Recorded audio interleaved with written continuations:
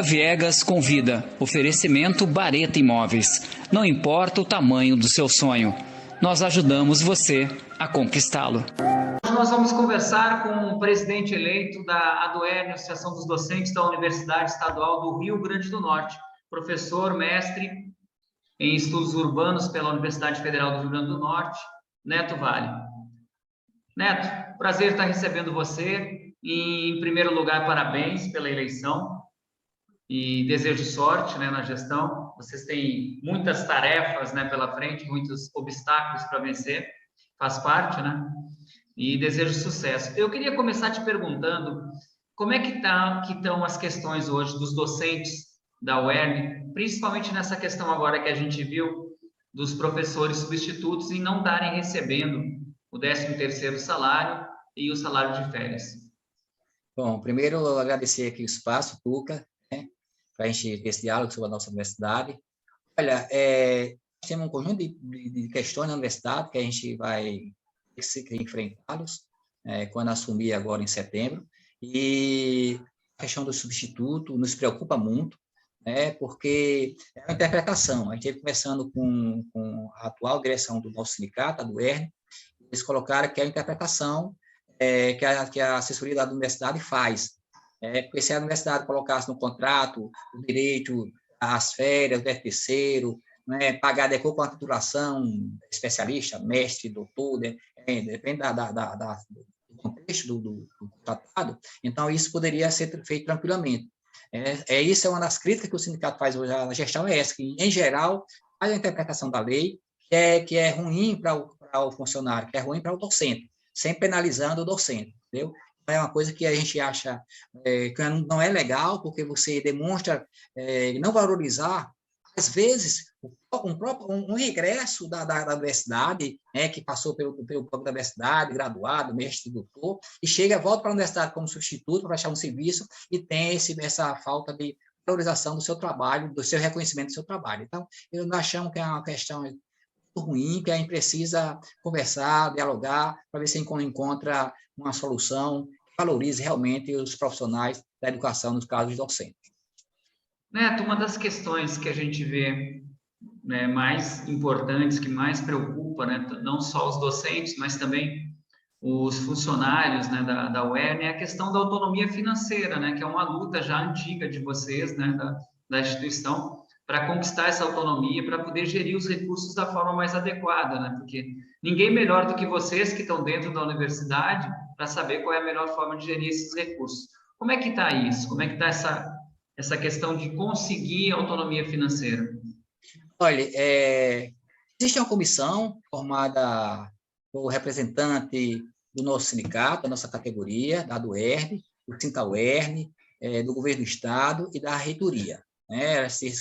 Já vem se reunindo há algum tempo, e a ideia é que essa comissão chegue a um termo em qual a proposta que vai ser levada à Assembleia Legislativa, que vai passar pela Assembleia Legislativa, com aval do governo do estado, e aí, então, esse vai ser a discussão que está acontecendo. Está ocorrendo, o que a gente também está ansioso é que esse processo acelere, porque essa discussão é uma pauta nossa histórica, uma bandeira de luta nossa histórica, do nosso movimento.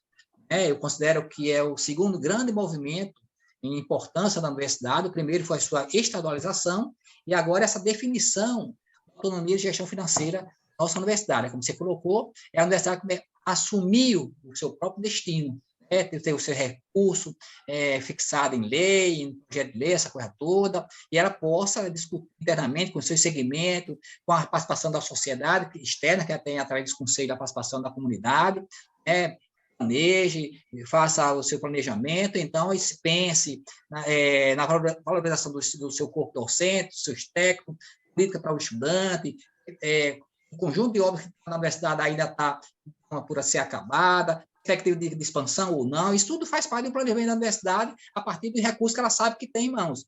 Hoje, o que acontece? A universidade pensa um orçamento para 2021, por exemplo, aí quando chega o final do ano, até no início já é contingenciado, quer dizer, uma parte já desaparece no caminho, e aí vem quando chega no final do ano, de repente, no final do exercício, de repente, está algum problema, e então, novo contingenciamento, nova redução, e a universidade, o que acontece? Basicamente, tem recurso para manter ela funcionando.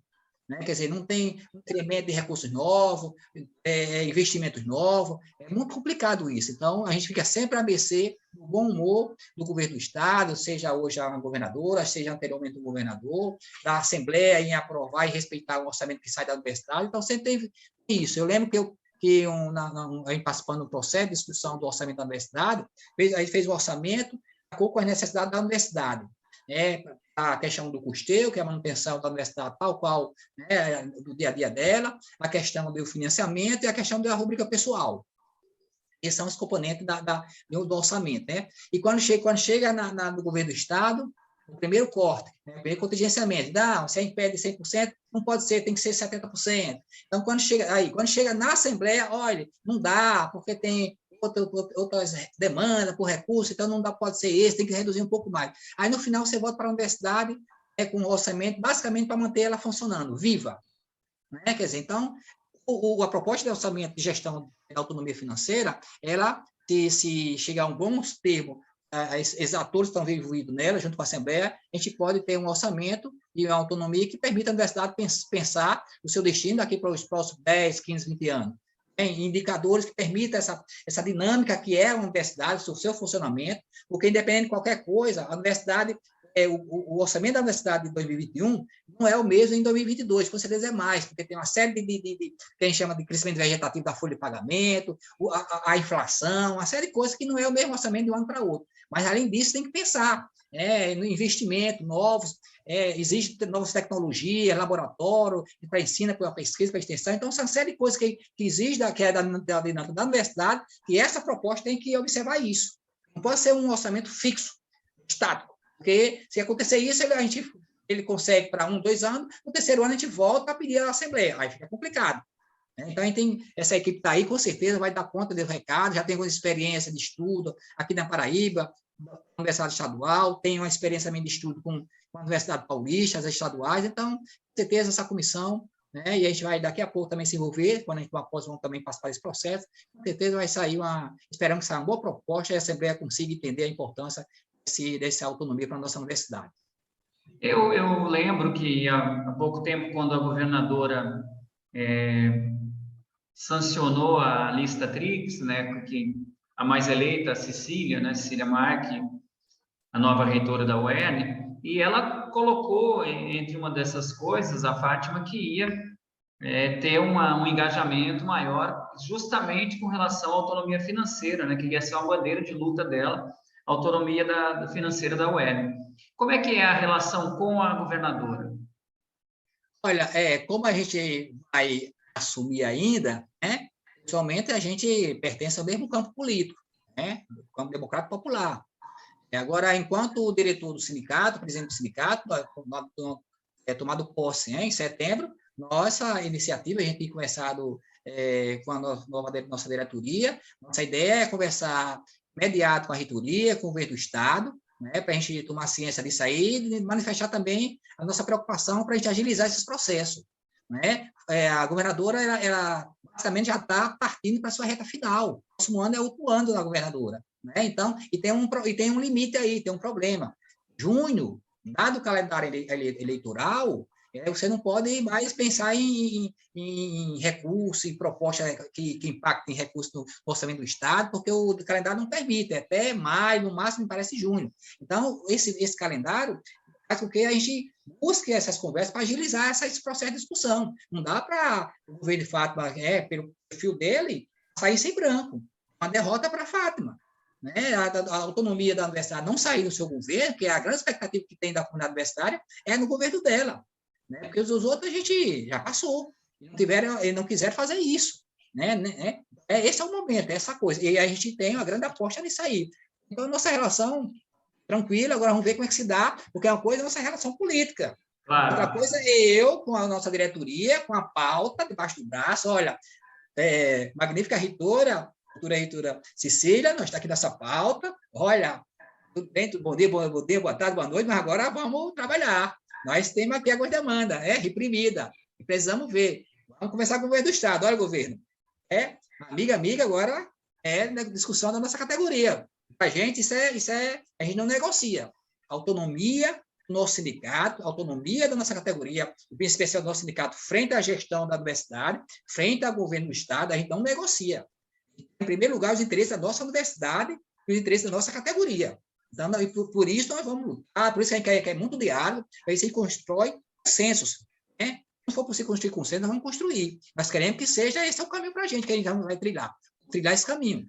A busca do diálogo, do consenso, construir consenso e que a gente possa entender essas coisas todas, a importância que tem essa autonomia para a universidade, a importância que tem, como consequência, então, no processo integrado de discussão, aplicar para a nossa categoria, valorizar não só a nossa categoria docente, mas também para os colegas dos técnicos também tem um plano em discussão. Então, é importante que esse corpo funcional da universidade seja valorizado. Com certeza, nós vamos lá por isso. Se o diálogo for suficiente, ótimo, né? Mas esse é nosso compromisso com a categoria. E agora eu acho que é uma época boa também, porque a governadora Fátima Bezerra anunciou um investimento de mais de 400 milhões de reais na educação, né? Mais na educação básica, na criação de institutos técnicos estaduais, profissionalizantes, que foi muito interessante, né, para o estado todo. E a educação, logicamente, né, obrigatoriamente, passa pela Universidade Estadual do Rio Grande do Norte, pela UERN, né? Então, eu acho que é um momento bom até de mostrar, governadora, já que a senhora está investindo em educação, vamos fazer um investimento que atinja a educação de uma forma geral, né? A universidade está dentro desse quadro, né? Exatamente. Né? O que você vê aí, esse lançamento, né? O projeto Nova Escola, acho que é assim que eles estão chamando, né? Escola profissionalizante. Nova Escola Potiguar. Adequando alguns espaços existentes, criando outros, né? Do zero. Fundamental, importante, esse investimento na educação, do nível médio aí, né? E é importante porque vai pegar uma escola de boa qualidade, né?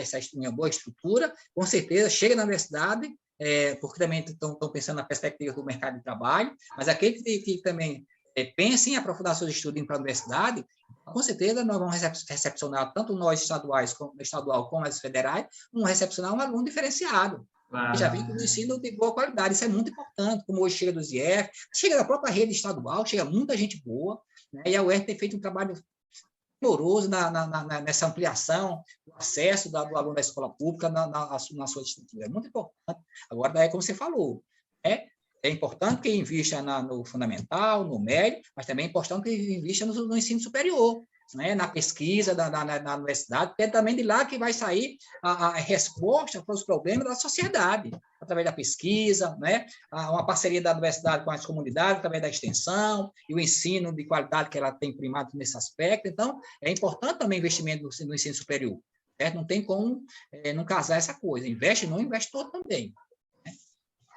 Neto, eu conversei há uns 2 meses, 1 mês e meio, com a professora, com a reitora, né, Cecília, eleita, e uma das coisas que eu perguntei, que me deixou muito feliz, o que ela disse, é que os quadros da universidade, a gente tem quadros de muitos mestres, né, doutores, né, esse número de profissionais, de docentes é muito bom. Mas como é que está hoje a necessidade de se ter um concurso público na universidade? Como é que está isso? É uma necessidade. Para ter uma ideia, tem uma lei que permite a universidade contratar de forma substituta, tipo provisório, 20% do seu quadro. Me parece que essa lei já tem dessa lei aí, 25%. No limite, já tem um número expressivo de professores com essa história do substituto nessa condição. Né? Então, significa que a universidade precisa, é uma necessidade o concurso. E também, inclusive, faz parte da nossa pauta, do nosso programa. Vamos conversar isso com a reitoria, nós vamos conversar isso com o governo do Estado. A história da autonomia de gestão financeira tem que prever também esse tipo de investimento, né, para que a gente possa superar isso aí. E a gente fica muito preocupado com esse percentual muito alto, de 20% de contrato precarizado. Isso aí é um processo de privatização da universidade. Né? Pode achar que é um caminho, porque uma coisa é aquele substituto, por exemplo, um colega sai para um mestrado, para um doutorado. Esse aí é necessário que a universidade tenha esse substituto. Isso é uma coisa. Outra coisa é você ter um número razoável de substituto, porque não tem concurso. Aí você faz a opção do trabalho precário, porque você vem fazendo isso. Aí os contratos estão acontecendo, aí as denúncias, se paga alguns direitos, que para a gente são fundamentais garantir esse direito. Então, esse tipo de contrato precarizado é ruim porque depois encontra a universidade. Então, é muito importante que a universidade, o mais breve possível, nós vamos conversar sobre isso com a futura reitora, converse sobre para a gente resolver esse problema, sabe? A universidade tem que dar exemplo. Eu digo muito, a universidade é um laboratório. A sociedade tem que ver o que a universidade faz, está experimentando, criando soluções para os seus problemas, ela tem que criar, dar resposta a tudo. Então, e tem que da melhor forma possível, porque ela é uma instituição pública. Não pode tratar desigual um doutor que é formado doutor e um doutor que está como substituto, como titular ou como graduado. Não pode ocorrer isso. Temos que, nessas conversas, a gente tentar convencê-la que esse não é o melhor caminho para a universidade, tá certo? Eu acho que a gente é muito esperançoso desse diálogo. Nós somos muito esperançosos e vamos apostar muito nele. Neto, a chapa que ganhou a sua, né, agora, ciência e reexistência. Por que esse nome? Olha, a discussão da chapa, a gente pensou um nome que também consensualizasse o grupo que estava discutindo esse processo de formação da chapa, de proposta, e um nome que expressasse também esse consenso, né? E, naturalmente, observando o contexto que a gente está inserido, a universidade, né? Nós, nesse debate e tal, no contexto nacional e tal, então a gente achou que é preciso ainda dar uma sinalização que a gente queria fortalecer a universidade. Então, a ideia da ciência era também essa história de você se contrapor a um discurso obscurantista, negacionista, que há na universidade, que há na sociedade, e tem repercussão na universidade. Então, a gente queria, tipo assim, olha, nós partimos do centro de excelência, do conhecimento. É aqui que se produz e reproduz conhecimento. Então, não tem sentido a gente ter qualquer uma dúvida. Vamos sinalizar que esse é o nosso caminho, que esse é o caminho da universidade. Ela se afirma através da ciência, através de suas pesquisas, através do seu conhecimento. Então, esse é o caminho. Então, era dessa forma também de responder, né, já, e também de demarcar um campo. Né? Queremos fazer um debate, mas queremos fazer um debate sem deixar de lado as polêmicas. Né? Você não pode querer passar a mão, tal, conciliar as coisas, quando tem coisas que são inconciliáveis. A defesa da ciência, do conhecimento da universidade é inconciliável, não dá para a gente abrir mão dela. Então, é isso aí. E a resistência é também um processo nosso, desse contexto de pandemia, que a gente está tentando sobreviver todo dia nessa batalha contra o vírus, contra as coisas todas. Então, tinha isso, e pela base é porque a gente quer ouvir nossa categoria, dialogar com ela, que as nossas decisões, a nossa tomada de decisões vai passar pelas assembleias, ouvindo a categoria, conversando com a nossa liderança, do conjunto de lideranças que atuam no interior da universidade, o professor comum, a professora comum. Nós queremos conversar com todo mundo para que a gente possa tomar a melhor decisão. Por isso, a gente coloca essa questão também pela base. Né? Então, é nessa perspectiva que a gente pensou esse nome. Né? Neto, a atual administração municipal, né, que começou recentemente, agora em janeiro, tem 7 meses de administração, Alisson Bezerra, é uma nova administração, se a gente for comparar com família que estava há muito tempo no poder, né, passando de família para familiares, e os quadros da universidade foram bem absorvidos, né, que é interessante, a universidade, eu acho que ela tem muito potencial para passar, de uma forma geral, para o poder público, fazer parcerias para contribuir com o município, né? Até porque a gente tem nomes fantásticos dentro dos quadros da universidade. Como é que é a possibilidade dessa relação? Como é que você vê isso? Como é que você vê atual uma visão? Você está assumindo agora, mas você já está dentro dos quadros, você sempre foi uma pessoa de luta, você sempre está nas causas, você está sempre à frente, né, dos movimentos sociais. E como é que você vê essa relação com a Prefeitura Municipal de Mossoró? No caso, nossa entidade, a universidade? A do Herme. A universidade... Olha, hoje a gente estava conversando, batendo um papo entre alguns diretores e uns colegas nossos, na roda, conversa, a gente dizia, olha, gente, nós temos que ter muito claro que a nossa relação com as demais instituições, sendo a redundância, é institucional. Então, a gente vamos relacionar enquanto a do Herme com outras instituições, seja a Prefeitura de Mossoró, seja com a nossa universidade, né? Assim, O que a gente observa, e pessoalmente, a avaliação que eu tenho, na verdade, se você for observar as ações primeiro, essa parceria da universidade, através não é a parceria, a universidade, o antes Rosalba, outros prefeitos, outras prefeitas, tinha suas relações no interior da universidade, que chamou e convidava colega nosso para assumir alguma secretaria. Isso é importante porque, de certa forma, expressa o respeito e valorização pelos quadros da universidade. Os colegas importantes que vão ter a oportunidade de, na prática, exercer atividade, colocar questões que ele, no ensino, às vezes, não tem condições de fazer, não tem estrutura, então ele tem que, através de algum tipo de política pública, possa fazer isso melhor. Isso é importante, né? Mas, assim, isso tem acontecido muito na universidade, nessa relação de fornecer quadros para a prefeitura.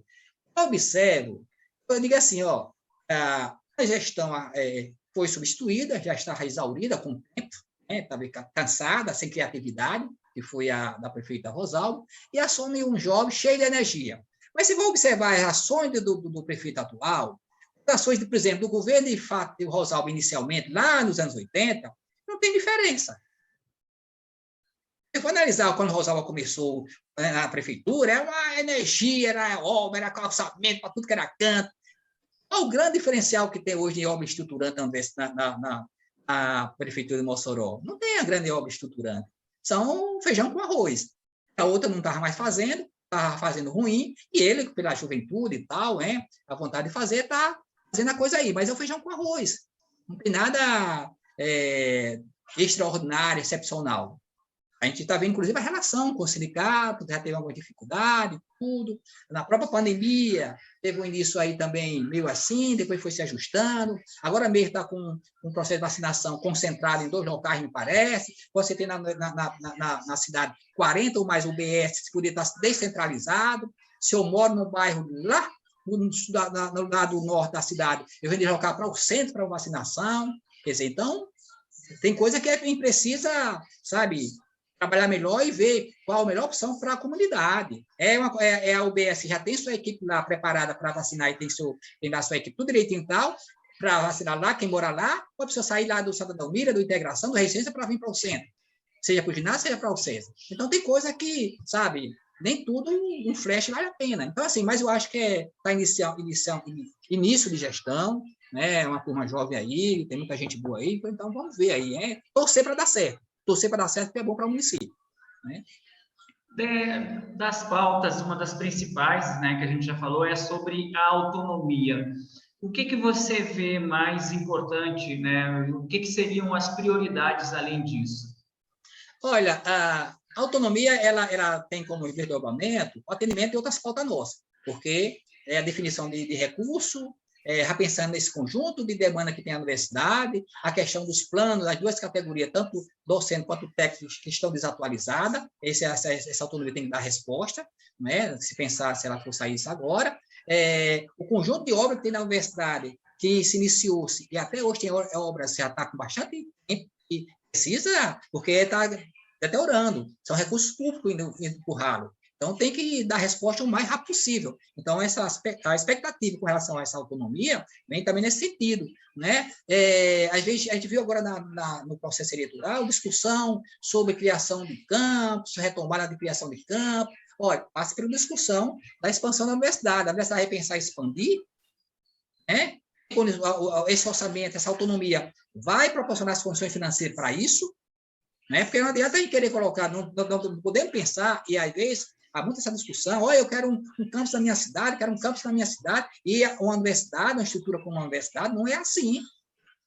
Não é como uma mercearia, uma farmácia. Tem que estruturar primeiro a base, né, para estar bem. Recurso para pesquisa, muito recurso exige para pesquisa, mão de obra qualificada, e o salário não é pequeno. Tem que pensar tudo nisso, então tem que pensar com muita ponderação, sabe? Pensar nisso. Eu sempre coloquei que tem que pensar junto com os IF, tem que pensar junto com a federal, e essa é uma tarefa, essa discussão, que deve acontecer no Conselho Estadual. Como é que vamos pensar a expansão do ensino superior no Rio Grande do Norte? Chama aí a UERN, chama aí as federais, Instituto e a universidade, chama aí o setor privado, principalmente os estaduais, os públicos, que é onde a gente pode gerenciar. E aí vamos dizer, olha, como é que a gente pensa aproximar esse ensino superior para os nossos potiguares. Aí vai pensar, né, territorialmente, como fazer isso. Eu acho que não é necessário estar no mesmo local a Universidade Federal com ensino superior, o Instituto Federal com ensino superior e a UERN.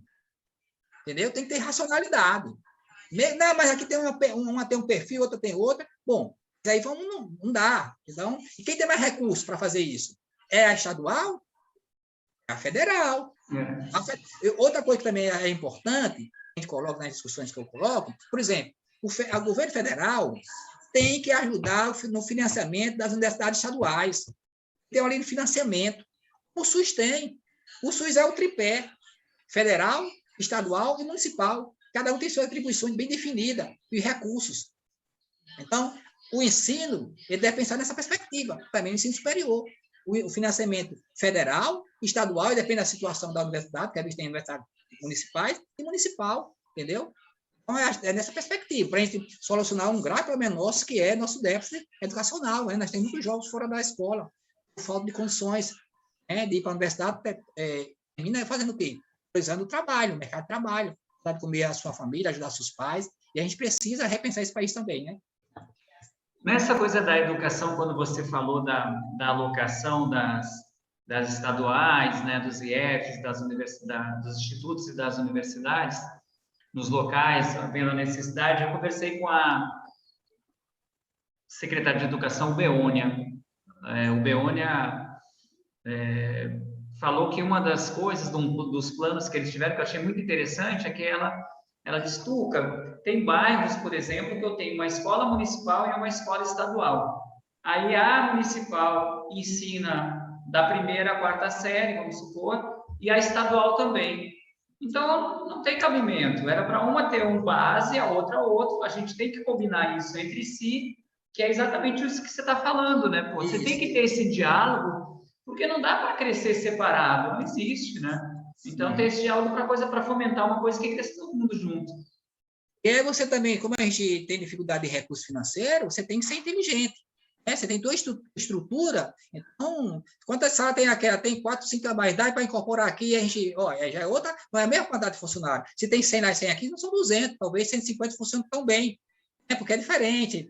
Então, é isso. É isso que a gente acha que tem que pensar muito. Por isso que a gente defende assim, que tem a questão da educação, em geral, e a educação e o serviço público, tem que ser muito bem pensado, porque estamos num país extremamente desigual e existe uma necessidade muito grande, uma carência muito grande da nossa população por esse serviço. Sem ele, a situação de vida dele para muito. Isso são fundamentais para ajudar nesse combate à desigualdade, através da oportunidade, através do ensino, né? A gente sabe quanto isso é importante, claro, não é só isso, mas o ensino, emprego, essa coisa toda. Então, tem uma série de fatores que ajudam. Só uma escola, uma universidade não ajuda, não. Tem uma conjunto porque as pessoas não chegam até ele.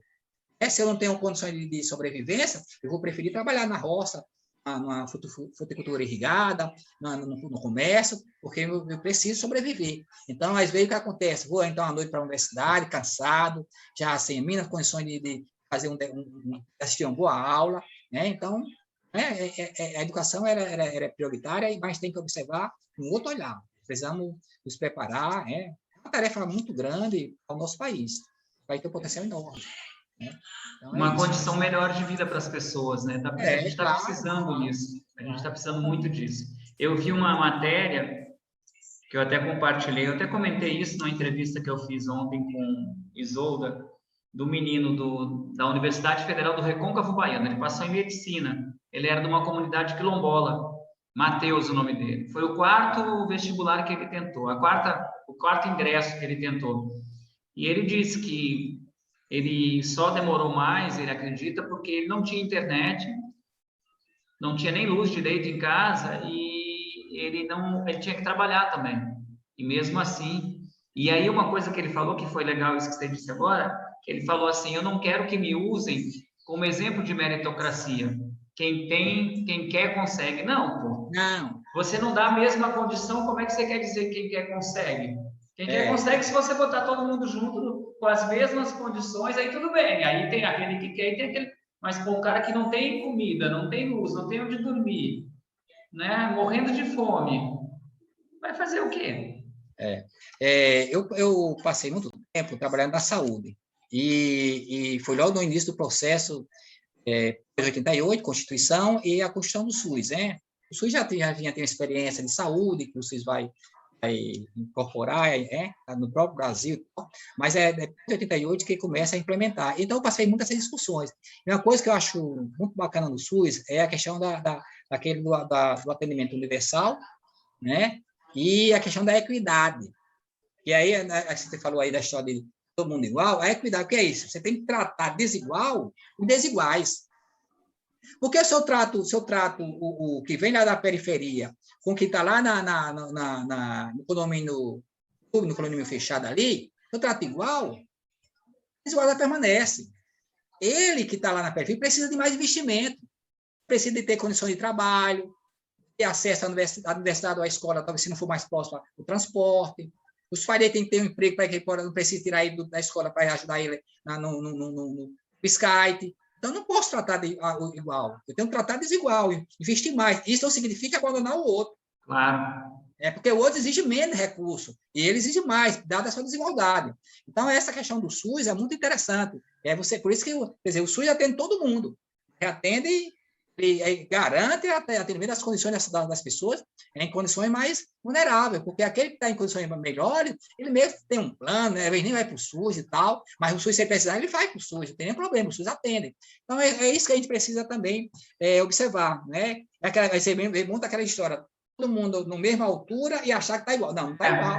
Não. Então, é isso. Acho que é uma tarefa enorme para a nossa sociedade, por isso que eu acho que a gente tem muito primar pelo diálogo, para a gente tentar superar algumas questões pequenas, sabe? Que a gente acha que algumas pessoas, sei lá, de forma arrogante, acha, não, isso não precisa fazer isso. Não, precisa sim, sabe? A gente tiver investimento na saúde, na educação, no emprego, essa violência, ela cai. Sem você precisar construir uma delegacia, precisar matar um jovem, vai caindo. Porque o feijão no prato, o arroz no prato, o emprego, ela acaba com a violência. Entendeu? Então, tem que ter isso. Então, a gente precisa construir esse pacto, né, no nosso país, a partir da nossa comunidade, para ver se a gente consegue fazer isso. Entendeu?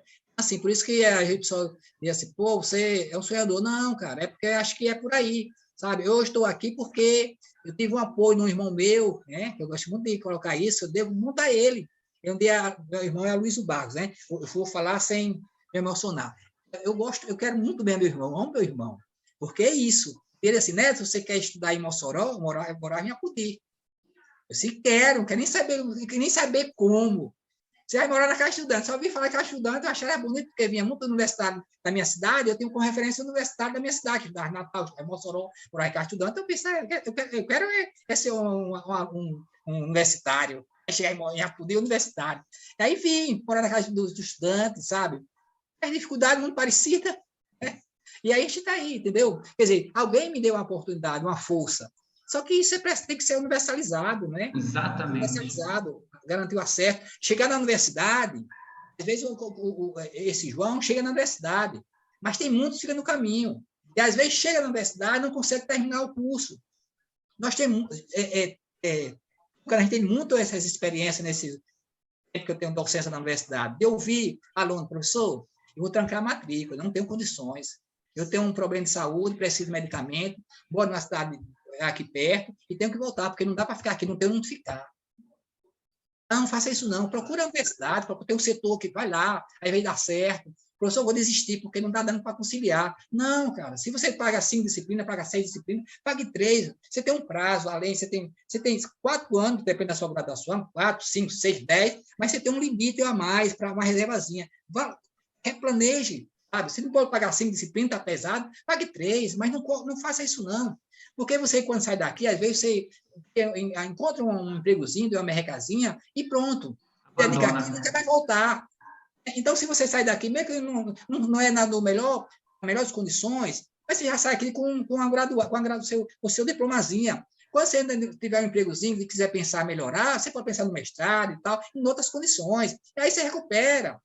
O que você perdeu, você tem condições de recuperar. Estudo, no tempo que você quiser recuperar, você começa tendo condições, sabe? Você retoma a sua vida. Não faça isso não. E é isso, eu sei que é muito gratificante ouvir. Professor, se você não dissesse aqui para mim, eu não tinha terminado.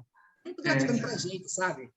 E, por outro lado, sabe, é revoltante saber que essa peleja toda para alcançar um dia melhor, um salário melhor, sabe? Um país tão rico como o nosso. Por isso que, às vezes, a gente não é compreendido quando a gente é firme em algumas posições nossas, porque não dá para a gente passar a mão, sabe? Que é opinião mesmo. Mas é isso mesmo. Se a gente não universalizar as oportunidades, se a gente não der condições para que as pessoas possam aflorar o potencial que elas têm, não tem como, né? Você não pode fazer, você não faz nada com fome, você não faz nada saindo de casa preocupado amanhã, ou não tem onde dormir, uma série de coisas básicas para que a pessoa possa viver bem e que ela possa até, né, ter pelo menos tentar alguma coisa que ela queira para descobrir o que ela realmente quer. Neto, eu quero agradecer a tua disponibilidade, parabenizar mais uma vez, né? E por essa entrevista, eu já lhe conheço, mas hoje foi muito bom essa conversa e o seu pensamento, muito legal. Eu fiquei muito feliz, assim, e muito orgulhoso de poder dizer que eu lhe conheço, que você é meu amigo, porque eu acho que é essa visão de mundo que você tem que dá a esperança da gente acreditar que a gente pode fazer coisas melhores para um mundo melhor para as pessoas, para essa coisa de universalizar as oportunidades, as chances. Isso, para mim, é básico para a vida de qualquer governo, de qualquer gestão pública, né, ou até privada, né, que se dê por fazer alguma coisa para crescer uma empresa ou qualquer outra coisa, tem que ser por aí. As pessoas têm que ter as oportunidades. E eu deixo aberto para você colocar as suas considerações e agradecer pela tua participação. Iniciar agradecendo também o espaço, mais uma vez, viu? Eu também sinto orgulho também de minhas amizades, minhas boas amizades, ser um cara legal, bacana, né? Então, isso é muito bom para a gente, muito gratificante. Às vezes o pessoal olha assim para mim, tá nas redes sociais e tal, você tem uns amigos ali, assim, cara, eu respeito, o espaço dele é respeito o meu, a gente dialoga, sabe? É possível dialogar com a diversidade, com a pessoa que pensa diferente de você. É a necessidade para a sociedade a gente pensar isso. A sociedade ela é plural. Com diversos atores, com os mais diversos pensamentos. Sabe? Então, você não pode prescindir do diálogo. A universidade, nem se fala. A universidade é a pluralidade, a diversidade, a polêmica, a controvérsia, é da universidade. Ali, então, são atores diferentes, políticos diferentes, diversas áreas do conhecimento, na própria área do conhecimento ali, específica daquela categoria, daquele profissional, ele dialoga com os colegas dele, tem ponto de vista diferente, estão buscando verdades, né, para dizer, olha, o caminho é esse. E não existe só uma verdade. Hoje você pensa uma coisa, dá uma resposta, amanhã alguém dá uma resposta melhor do que aquela que você deu ontem, a sua não prevalece mais. Então, eu acho que é possível construir esse diálogo. Eu quero fazer aqui, terminar, fazer um chamamento aos nossos colegas da universidade. Vamos fazer esse diálogo, como eu tenho colocado na nossa discussão, um diálogo franco, aberto. Nós temos problema na universidade, temos que enfrentar. Para superar essa divergência que existe no interior, esse tensionamento, nós temos que discutir, nós temos que aprofundar a democracia da nossa universidade. É fundamental para a universidade se reafirmar enquanto uma instituição, né, democrática, aberta à sociedade, ao diálogo com a sociedade, essa interação é uma necessidade. Sabe? A universidade não é propriedade nossa, chama ali de passagem. Então, devem dar o melhor de cada um da gente para que a gente possa construir da melhor forma possível. E a convivência democrática, respeitosa, um com o outro, é fundamental. Às vezes, sinceramente, me entristece alguma coisa que acontece desse meu tempo de universidade, que eu presencio, que eu vivencio, às vezes me dá uma tristeza, mas como eu sou muito esperançoso, eu acho que amanhã vai ser melhor que hoje. É isso, meu amigo. Obrigada. Neto, muito obrigado. Um abraço, foi um prazer falar com você. Uma boa noite. Você que está acompanhando a gente, aproveite e se inscreve no canal. Se quiser contribuir com o Tuca Viegas Convida, o nosso Pix está aí, tucaviegasconvida@gmail.com. Valeu, Neto. Até a próxima entrevista. Tuca Viegas Convida. Oferecimento Bareta Imóveis. Não importa o tamanho do seu sonho, nós ajudamos você a conquistá-lo.